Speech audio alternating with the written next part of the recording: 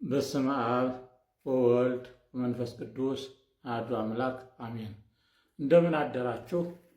አራተኛ ክፍል መንፈስ ቅዱስ። ዛሬ የማነብላችሁ ኦሪት ዘኍልቍ ምዕራፍ 11 ከቁጥር 17 ነው። እንዲህ ይላል። እግዚአብሔርም ሙሴን አለው፣ ከእስራኤል ሽማግሌዎች በሕዝቡ ላይ ሽማግሌዎችና አለቆች የሆኑ ዘንድ የምታውቀውን 70 ሰዎች ሰብስብልኝ፣ ወደ መገናኛው ድንኳን አምጣቸው፣ በዚያም ካንተ ጋር አቁማቸው። እኔም ወርዳለሁ፣ በዚያም እነጋገርሃለሁ። በአንተ ካለው መንፈስ ወስጄ በእነርሱ ላይ አደርጋለሁ። አንተም ብቻ እንዳትሸከም የሕዝቡን ሸክም ካንተ ጋር ይሸከማሉ ይላል። ሙሴ ሕዝቡን መሸከም ከበደው።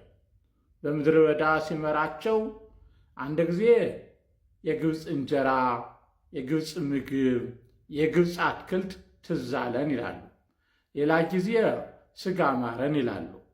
ሌላ ጊዜ በዚህ ክፉ ምድረ በዳ ለምን አጣሃን? ውሃ የለበትም ይላሉ። የእግዚአብሔርን ቸርነት ማሰብ ተሳናቸው። እግዚአብሔር ከግብፅ ባርነት መና እያወረደ በደመና እየመራ ውሃ ከዓለት እያፈለቀ ቢመራቸውም እንኳን ሕዝቡ ትክክለኛ አስተሳሰብ አልነበራቸው።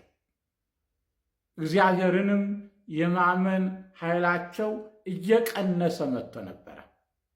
ስለዚህ ሙሴ እግዚአብሔርን ጠየቀ እንዲህ ሲል፣ እኔ ከብደውኛል፣ ብቻ ልሸከማቸው አልችልም አለ። እግዚአብሔር መለሰለት።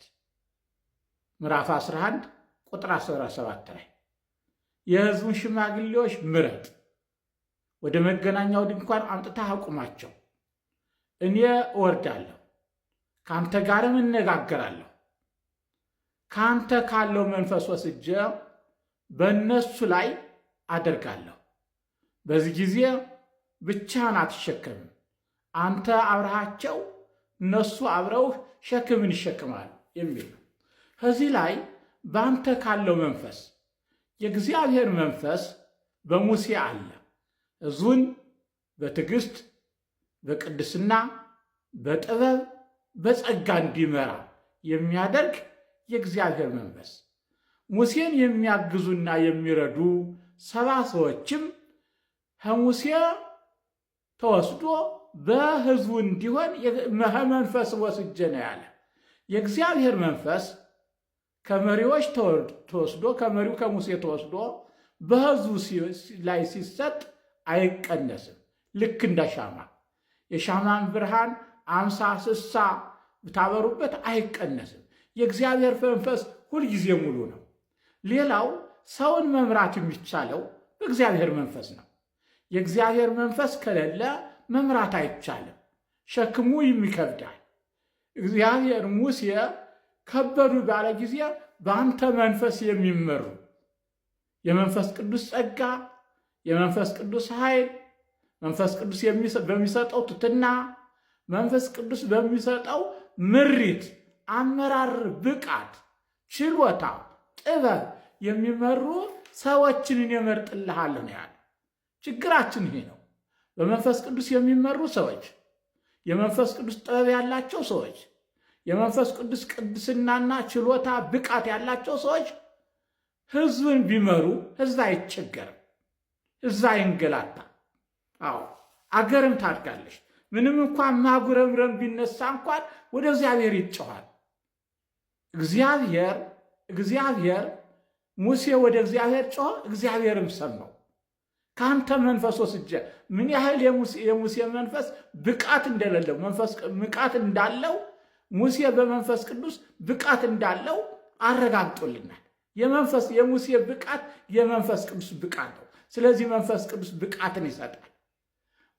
መንፈስ ቅዱስ የመሪነት ችሎታን ይሰጣል። መንፈስ ቅዱስ የቅድስና ብቃትን ይሰጣል። መንፈስ ቅዱስ የሕዝብን ሸክም እንድትሸከም ያደርጋል። መንፈስ ቅዱስ የሕዝብን ሸክም እንድትሸከም ያደርጋል። ስለዚህ እያንዳንዳችን የራሳችንን ሸክም፣ የቤተሰባችንን ሸክም፣ የኑሯችንን ሸክም እንዲሸከም መንፈስ ቅዱስ ያስፈልገናል። ኦሪት ዘኍልቍ ምዕራፍ 24 ከቁጥር 4 ላይ እንዲህ የሚል ቃል እናገኛለን። በለዓም የተናገረው ነው። የእግዚአብሔርን ቃል የሚሰማ ሁሉን የሚችል የአምላክ ራእይ የሚያይ የወደቁት ዓይኖቹ የተከፈቱለት እንዲህ ይላል። ይህን የተናገረው በለዓም የእግዚአብሔር መንፈስ በላዩ ላይ መጣ ብሎ ነው። ቁጥር 3 ላይ 24:3 ላይ የእግዚአብሔር መንፈስ በላዩ ላይ መጣ። በማን? በበለዓም ላይ። የሚገርመው እግዚአብሔር ፈቃዱ ከሆነ የረከሰውን አንጽቶ የጨለመበትን አብርቶ የወደቀውን አንስቶ መንፈስ ቅዱስ የራስ ያደርጋል። በለዓም የአረማውያን ረጋሚ፣ የአረማውያን ጣዖት አምላኪ፣ በክፉ መንፈስ የሚመራ የረከሰ ነበረ። እስራኤልን በዚህ መንፈስ ለመርገም ተነሳ። በረከሰው መንፈስ እግዚአብሔር ከለከለው። መርገሞቹን ሁሉ ወደ በረከት ለወጠበት። በዚህ ጊዜ የእግዚአብሔር መንፈስ በሱ እንዳለ ሲያይ እንዲህ አለ። የእግዚአብሔርን ቃል የሚሰማ የእግዚአብሔር መንፈስ ከሌለ የእግዚአብሔርን ቃል መስማት አይቻልም። በእውነት የእግዚአብሔርን ቃል እንድንሰማ ቃሉም በውስጣችን ሕያው ሥራውን እንዲሰራ በቃሉም ሕይወት እንዲኖረን የእግዚአብሔር መንፈስ እንዲኖረን መጸለይ አለብን። የእግዚአብሔር መንፈስ ቃሉን እንድንሰማ ያደርጋል። ሁሉን የሚችል የአምላክ ራእይን ያየ። ሁሉን የሚችል የሚለው በዕብራይስጥ ኤልሻዳይ ማለት ነው፣ ሁሉን ቻይ ነው። ስለዚህ ያ አረማዊ ጠንቋይ ወይም ደግሞ ረጋሚ ሰው አሁን የተጠቀመው እስራኤል በሚጠሩት አምላክ ነው። ስሙንም ራሱ ሁሉን የሚችል ነው ያለ። አዎ እግዚአብሔር ሁሉን ይችላል፣ ሁሉን ይችላል። ምክንያቱም የእግዚአብሔርን ቃል ሰምቶ የማያውቀውን በለዓምን እንዲሰማ አድርጎታል። ሌላው የወደቁ ዓይኖቹ የተከፈቱለት ይላል። የወደቁ ዓይኖቹ የተከፈቱለት። ወገኖች ሆይ ዓይናችን ቢከፈት ቢዘጋ ያለ መንፈስ ቅዱስ አይበራል። ለእግዚአብሔር ቃል በተለይ መንፈስ ቅዱስ ያስፈልገዋል። የወደቀው ሐሳባችን፣ የጨለመው ኑሯችን የሚበራው በመንፈስ ቅዱስ ነው። የወደቁ ዓይኖቹ የተከፈቱለት ውስጠኛው ዓይናችን የሚበራው መንፈሳዊ ዓይናችን የሚበራው በመንፈስ ቅዱስ ጸጋና ኃይል ነው። ያለ መንፈስ ቅዱስ አይበራም በፍጹም። ስለዚህ በመንፈስ ቅዱስ ዓይናችን እንዲበራ የወደቀው ዓይናችን፣ የጨለመው መንፈሳዊ ዓይናችን ቃሉን እንድንሰማ፣ ቃሉን እንድናስተውል፣ ለቃሉ ጊዜ እንድንሰጥ የእግዚአብሔር መንፈስ ያስፈልገናል። የእግዚአብሔር መንፈስ ደግሞ ፍላጎት ሲኖረን ነው። ለእግዚአብሔር ቃል ፍላጎት ይኖረን፣ እናዳምጥ የእግዚአብሔር ቃል። ለዚህም የእግዚአብሔር ቅዱስ ፈቃድ ይሁንልን። የሰላም አምላክ እግዚአብሔር ከእኛ ጋር ይሁን።